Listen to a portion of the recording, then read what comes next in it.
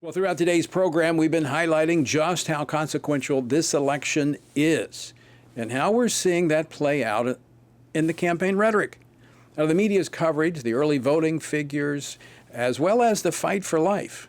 Well, it's not just those of us here in the United States who understand what is at stake.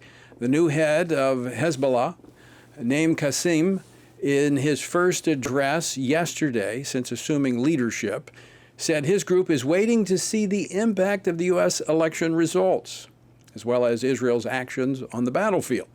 Meanwhile, senior White House officials are reportedly planning to travel tomorrow to Israel, where they'll meet with Prime Minister Benjamin Netanyahu to discuss the possibility of a deal to end the fighting in Lebanon.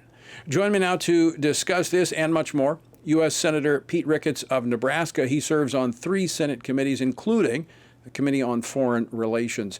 Senator Ricketts, welcome back to Washington Watch. Great. Thank you very much for having me on. Before we get into the Middle East and the United Nations, some things that you're working on there, I want to ask you about the president's comments. I've already played it several times in today's program, but yesterday in a call, the president called President Trump's supporters garbage. Now, they tried to walk that back, but did we take that out of context? Well, if you've shown this to your viewers and your listeners are listening to it as well, they can see it was not taken out of context. I watched the video myself. President Biden clearly called Trump's supporters floating garbage. And here's the hypocrisy, right? So a comedian makes a bad joke at a Trump rally, and the left is all in a tizzy about it, and the national media is all over it. But the Trump campaign said, hey, Puerto Ricans have made great contributions to our country. Certainly, they've defended our country. And that doesn't represent what we think. Well, now the president himself calls Trump supporters floating garbage. And first of all, the White House is trying to cover it up, trying to lie about what the president said. Again, if your viewers have seen it, they know exactly what President Biden said. And the media, the mainstream media, the national media, is trying to cover it up. They're complicit. And this just shows the hypocrisy of the left of the national news media about where they are in this campaign, and also demonstrates frankly, that they're desperate. They know that President Trump is gaining momentum because Harris is terrible, and Trump has actually kept our country safe. He actually kept our border secure. He actually kept prices down. He did all the things that Biden can't do and Harris won't do. And so they're desperate, and now they're trying to cover this up. It just really is one of the reasons why people are sick and tired of the elite in Washington, D.C. trying to tell us what to do and believing the rest of us in the country are dumb. Yeah, just in case someone has joined us later in the program, I want to go ahead and play that clip again. Play clip number 3. And just the other day, a speaker at his rally called Puerto Rico a floating island of garbage. Well, let me tell you something. I don't know the Puerto Rican that I know, or Puerto Rico where I'm in my home state of Delaware. They're good, decent, honorable people. The only garbage I see floating out there is his supporters. I'm not sure how you take that out of context. He said the supporters are garbage. The only thing floating out there is, that's pretty clear. It was very clear what he said. And this just shows the hypocrisy of the Democrats, the hypocrisy of the national news media are trying to cover this up because they know this is the same thing as Hillary Clinton calling Republicans deplorables. And it shows the attitude of the East Coast elites, right? Shows what the Democrats in Washington, D.C. think of the rest of us. They think they're the only smart people in the country, and they should tell us all what to do because they're smarter than us. And then if we don't disagree with them, we're clearly floating garbage. All right, Senator Ricketts, I want to go to the foreign front. Israel, we've seen repeatedly how the United Nations has been critical, castigating Israel for defending itself while giving a pass to Hamas, Hezbollah, Iran. Earlier this week, Israel, the Knesset, voted to discontinue any relationship with UNRA, the United Nations Relief Agency for Palestinians. You have actually introduced legislation with some of your colleagues to stop U.S. funding that is going to the United Nations and to UNRWA, which is going into the hands of Hamas. Speak to that. Yeah, well, first of all, I'm surprised it took the Knesset this long to actually end the relationship with UNRWA. The Trump administration knew that UNRWA was basically a front organization for Hamas. They knew then that people working for UNRWA supported Hamas, were Hamas terrorists, that the UNRWA schools were hiding weapons, that they were being used to launch attacks on Israel, that they were preaching terrorism, glorifying martyrdom, and very anti-Semitic. And so the Trump administration cut off the support for UNRWA. I introduced a bill earlier this year that said the Stop Support of Hamas Act to stop our United States funding of UNRWA. The Biden administration has given them $730 million. And now with this effort by the UN to basically delegitimize Israel even further, knocking down their status at the UN, Senator Fisher, my senior senator in Nebraska, Senator Rich, who's the chair, the ranking member rather, of the Foreign Relations Committee, we've introduced a bill to remove all funding of the United States for the UN if the UN pursues this idea of degrading Israel's status at the UN. Again, it just shows the hypocrisy and the anti-Semitism in the UN, that they are going after a democracy like Israel that is defending itself and saying nothing about Hamas, the terrorist organization that attacked and killed 1,200 people. And by the way, what is always being lost is that 46 Americans died in that attack a year ago. 46 Americans that nobody seems to want to talk about, our countrymen. We should be furious that the UN is trying to attack Israel when Israel is defending itself. And so our attitude is, if you're going to pursue this as the United Nations, we're going to pull our funding as the United States away from you. We're not going to support an anti-Semitic organization like the UN.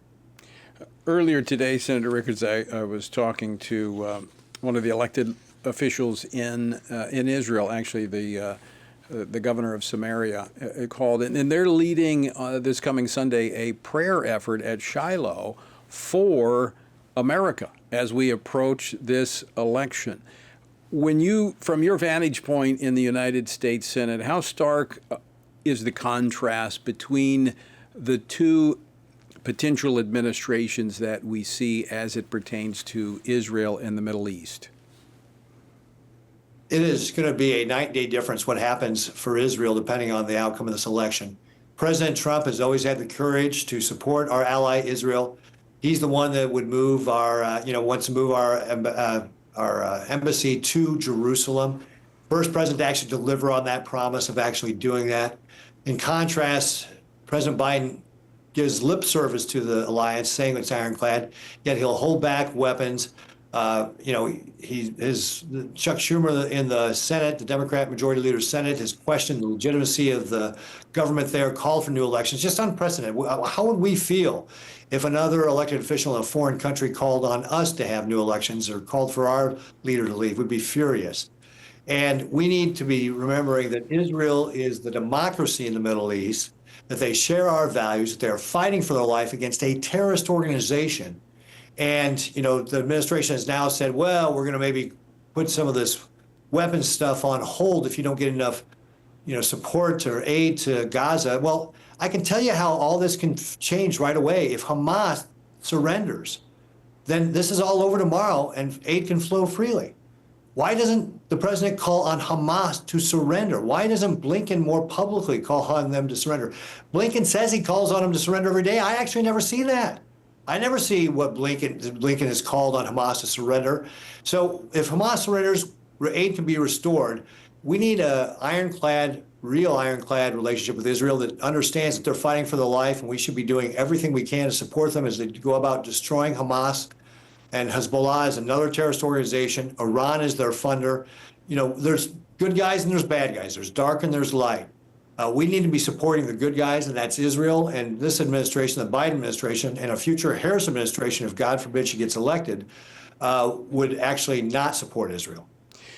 Senator Ricketts, with the tainted nature of UNRWA being connected to Hamas, Israel presenting evidence, overwhelming evidence of that, we're actually finding the humanitarian aid intended for the people in the bunkers of the terrorists. If the Biden-Harris administration is truly committed to the humanitarian aspects of this as opposed to propping up Hamas, why not allow USAID to take that role on, since we do it all over the world anyway? And in fact, there's a number of different organizations that could take this up. Look, UNRWA is irredeemably flawed. We know that at least 7 members of UNRWA, or 9 members rather, participate directly in the October 7th attacks, that there's 100 people that have direct ties to terrorist organizations like Hamas or Palestinian Islamic Jihad, and that maybe as much as 10% of UNRWA employees have some sort of connection to terrorist groups. So UNRWA is unable to do its job. It needs to be dismantled, and another organization without the ties to terrorism needs to come in and do this aid work. And that is what has to happen. And what we'd like to see, I mean, again, President Trump knew this, that's why he stopped U.S. funding for UNRWA. Well, I'd like to see this administration take a similar strong stance to say UNRWA is irredeemably flawed, it needs to be dismantled, and this can be done by somebody else to be able to supply aid to the Middle East. Right. Especially, as you pointed out, we've given upwards of $1 billion to this entity. I want to turn to domestic issues. We just got a few minutes left. You served for 2 terms as Nebraska's 40th governor before you were elected to the United States Senate.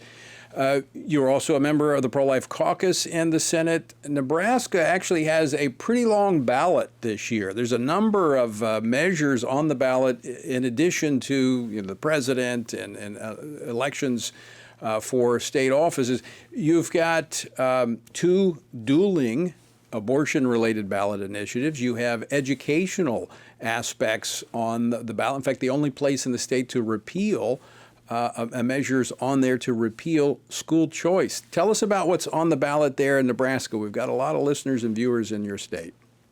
Yeah. Well, actually, so first of all, Tony, I got appointed to the Senate. I'm actually running in my own election, a special election this year. So I'm actually on the ballot as well this year. But as you point out, we do have a lot of ballot initiatives. The abortion one is a very, very important one. We have a national abortion lobby led by Planned Parenthood that is trying to enshrine abortion into state constitutions all over this country.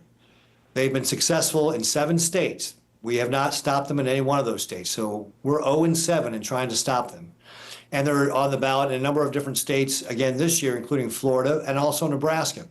Here in Nebraska, we have offered up our current state law, which protects babies after the first trimester, has exceptions for rape, incest, and life of the mother, and more importantly, was done by Nebraskans. So this is our current state law. The National Abortion Lobby is trying to push their ballot initiative, which is 439. Their ballot initiative 439 is so woke, it can't even admit that only women can have babies. The first few words of their initiative are, all persons have a fundamental right to abortion. This dangerous language means that you are saying that minors have a right to abortion, which means it does away with our parental consent laws, which will now open our minor girls to being sex trafficked. They have to get an abortion. Their sex traffickers won't have to ask their parents or contact law enforcement, so it opens up the opportunities for our children to be at risk. It also means men will have a right to abortion, so they can start suing women to force them to have a right to abortion. It will also allow unlicensed abortionists to determine when the baby's viable, which means you'll be able to have abortion up until the moment of birth, very late-term abortions. So this is very, very radical, dangerous language that the pro-abortion lobby is trying to put in our Constitution. And again, the word women never even makes an appearance in their initiative. So Initiative 439 is very, very dangerous. People should vote no. The initiative that is our current state law, 434, is the one people want to vote for. So vote for 434, vote yes to 434. It's our current state law, and vote no on 439. The national abortion is very dangerous, very radical language that, again, is so radical they can't even put the word woman in it. They can't even admit women are the only people who can have babies. That's how far this has come. And that's what they want to do nationally, because you're right. This is what we're seeing in other states. This is what Kamala Harris wants to do all across the nation. Senator, we're out of time. Always great to see you. Thanks so much for taking time to join us today. Great. Thank you very much. I appreciate it.